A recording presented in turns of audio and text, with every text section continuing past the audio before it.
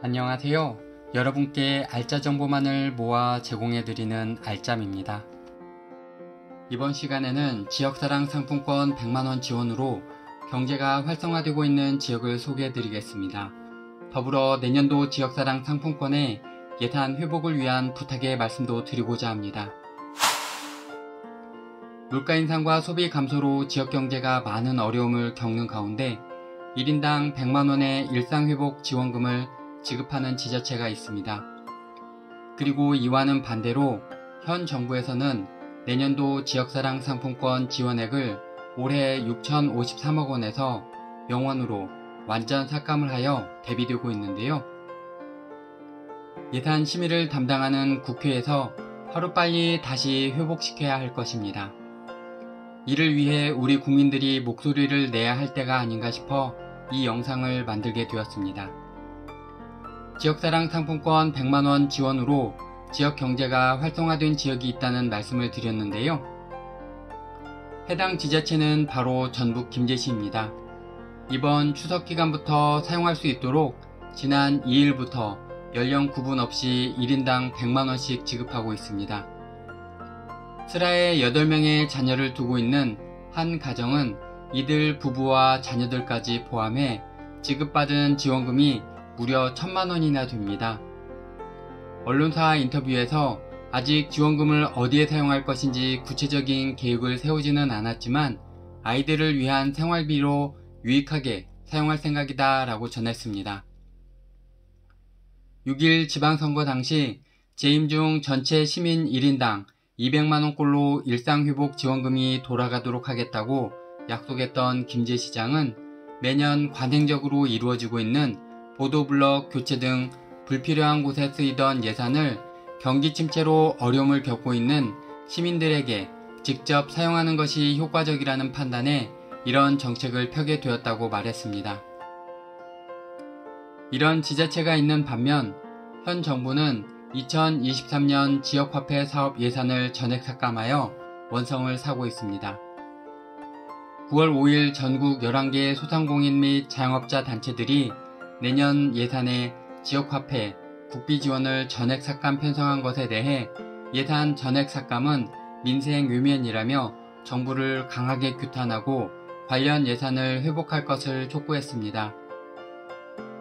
이들은 지역화폐가 취약계층 소비를 지원하고 소상공인 매출 증대와 지역경제 활성화에 기여한 측면은 누구도 부정하지 못한다라 했으며 이대로면 지방자치단체는 지역사랑 상품권 사용 특전이나 발행 규모를 줄일 수밖에 없고 특히 재정자립도가 낮은 기초자치단체는 사업 자체 존폐를 고민해야 할 상황에 직면한다고 목소리를 높였습니다.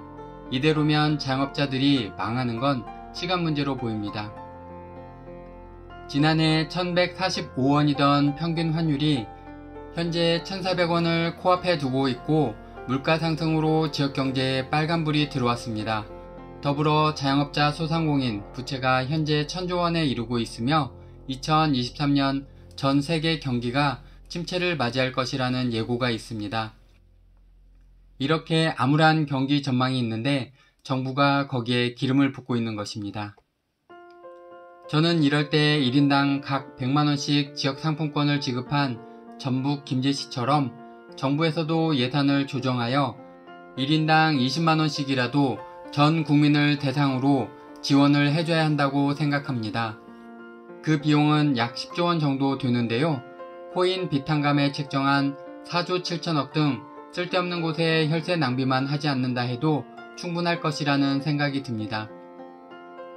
만약 그렇게만 된다면 4인 가구에 80만원이 지원되니 전자제품 교체에 비용을 보태거나 생계비 사용 등을 통해 지역 자영업자에게 돈을 쓰게 되고 그러면 자영업자도 물건을 다시 구매해야 하니 제품을 만드는 공장이 살아나고 공장은 또 물건을 만드는 재료를 구입하고 공장 노동자들은 생필품을 구매하여 자금이 회전하며 지역 경제를 활성화시켜 힘든 시기를 견디는데 작은 도움이 되리라 생각합니다.